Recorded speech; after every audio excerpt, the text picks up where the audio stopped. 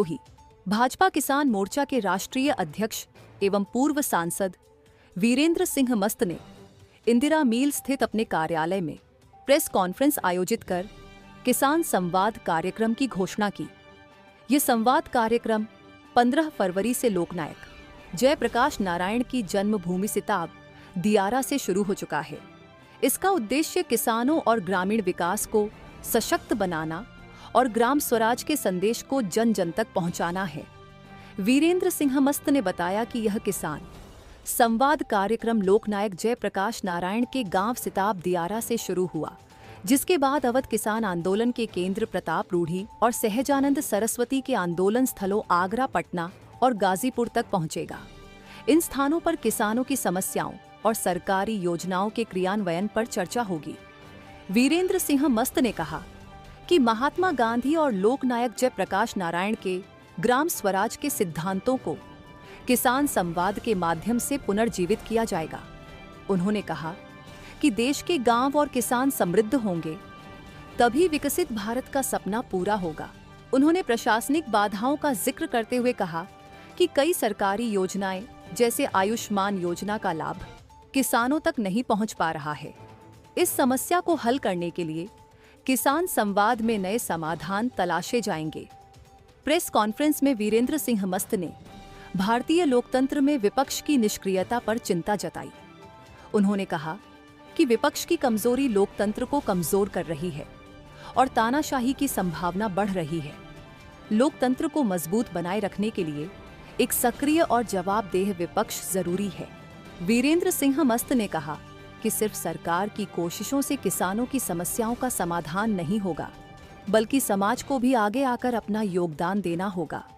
उन्होंने कहा कि कृषि अर्थव्यवस्था को ताकतवर बनाना और किसानों की समृद्धि सुनिश्चित करना ही विकसित भारत की नींव रखेगा। यह किसान संवाद कार्यक्रम जयप्रकाश नारायण संस्थान द्वारा आयोजित किया जा रहा है। संस्थान के अध्यक्ष ने कहा कि लोकतंत्र की रक्षा और किसानों के अधिकारों को सुनिश्चित करने के लिए समाज को जागरूक होना होगा। विपक्ष की निष्क्रियता से उपजी चुनौतियों से निपटने के लिए सशक्त विकल्प तलाशने की जरूरत है।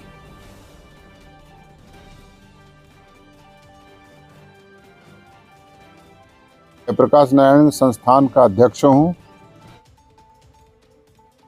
आज के दिन में जयप्रकाश नारायण के विचारों का भारत बनाने के लिए ग्राम स्वराज सशक्त होना चाहिए। किसान संवाद इसीलिए पूरे देश में मैं आयोजित कर रहा हूँ। मैं जाऊंगा भी चंपारण, मैं जाऊंगा गुजरात में जहाँ से वल्लभ भाई पटेल के जन्म स्थान पर, साबरमती जाऊंगा जहाँ किसानों के आंदोलन को गांधी जी ने शुरू किया था, तेलंगाना जाऊंगा, आंध्र प्रदेश जाऊंगा, मध्य प्रदेश जाऊंगा, छत्तीसगढ़ जाऊंगा और किसानों से संवाद करूंगा। ये संवाद पूरी तरह गांव में हो रहे हैं और मैं बहुत उत्साहित इसलिए हूं कि किसान संवाद में लोग अपनी बातों को स्पष्ट तौर पर रख रहे हैं, अपनी समस्याओं को रख रहे हैं और चिंता व्यक्त कर रहे हैं कि सरकार की योजनाओं को हम वंचित रह जा रहे हैं। ये कैसे सरकार की योजनाएं गांव में रहने वाले किसानों को लाभार्थी बनाएगी, इसकी भी व्यवस्था करने के लिए समाज को खड़ा होना पड़ेगा और ये एक चिंता का विषय है। ऐसे भदोही कारपेट का क्षेत्र है, ये पूरी तरह कृषि आधारित उद्योग है और कहना चाहिए कि स्वदेशी और स्वावलंबन का ये आधार है। मैं कई कल से लोगों से संवाद कर रहा हूँ। कारपेट का क्षेत्र जो है, मैं जब यहाँ सांसद था तब बहुत हद तक उसका समाधान किया था, लेकिन फिर आज समस्या कारपेट के क्षेत्र में हो गई। भेड़ पालन करने वाले किसानों के बाल से ही ऊन बनता है, उससे कारपेट बनता है और कारपेट के क्षेत्र में काम करने वाले लोग कृषि क्षेत्र में भी काम करने वाले लोग होते हैं, वही कारपेट के क्षेत्र। एक तरह कृषि आधारित ये उद्योग और मैंने उसको प्रक्रिया चलाई थी कि कृषि की आधारित उद्योग को जो छूट मिलने चाहिए थे ये कारपेट उद्योग को भी मिलना ही चाहिए। तो इससे कहना चाहिए कि ग्राम आधारित उद्योग का विकास होगा, रोजगार पैदा होगा और विकसित भारत का एक आधार बनेगा। विकसित भारत का आधार दिल्ली से ही केवल नहीं बनता है, लखनऊ और अहमदाबाद, कलकत्ता, मुंबई से केवल नहीं बनता है। विकसित भारत का आधार हिंदुस्तान के 6.5 लाख गांवों से होकर गुजरता है और वहीं से बनता है।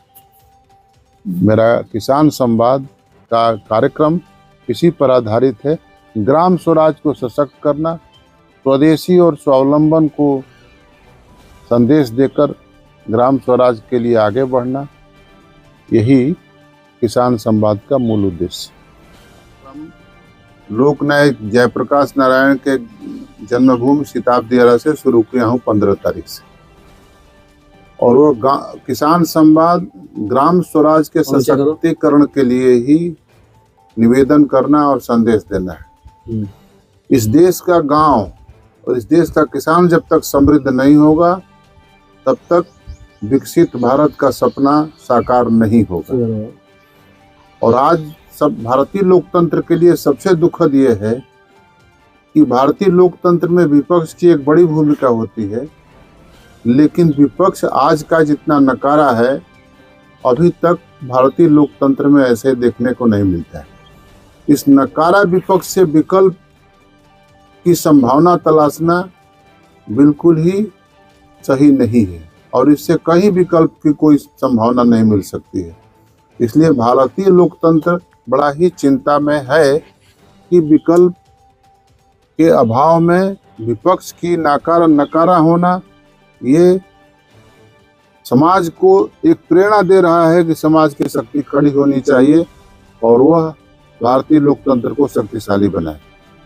ग्राम स्वराज का सपना बापू मोहनदास करमचंद गांधी ने देखा था, लोकनायक जयप्रकाश नारायण ने देखा था, और लोकनायक जयप्रकाश नारायण के विचारों का मैं संवाहक हूँ। मैं लोकनायक जयप्रकाश नारायण के संस्थान का अध्यक्ष होने के नाते मैं कह सकता हूँ कि विपक्ष का बलहीन होना समाज को ये निर्देशित करता है कि समाज उस विकल्प की तलाश के लिए खड़ा हो। अगर विपक्ष ना हो तो तानाशाही बढ़ जाती है। हाँ, विपक्ष भारतीय लोकतंत्र में या किसी भी लोकतंत्र में अगर सार्थक नहीं होगा, बलशाली नहीं होगा, तो तानाशाही की संभावना बढ़ जाती है। आप ये राज्यों की बात कर रहे हैं कि पूरे देश की बात कर रहे हैं? पूरे देश की बात मैं कर रहा हूँ, राज्यों की भी बात कर रहा हूँ, जहाँ भी लोकतंत्र की स्थापना है वहाँ की बात कर रहा हूँ। तो किस तरह से किसानों के लिए सही काम हो सकता है? किसानों के लिए ये सही बात है कि आज़ादी के बाद जो योजनाएं बनी है इसी सरकार ने बनाए, लेकिन क्रियान्वयन उसका ठीक से हो इस पर भी ध्यान देने की जरूरत है। उसका क्रियान्वयन किसान लाभार्थी, गांव के लोग लाभार्थी बनने से कई कारणों से वंचित रह जा रहे हैं। इस बात के लिए चिंता करनी चाहिए और समाज ही उस समस्या का समाधान करना चाहिए।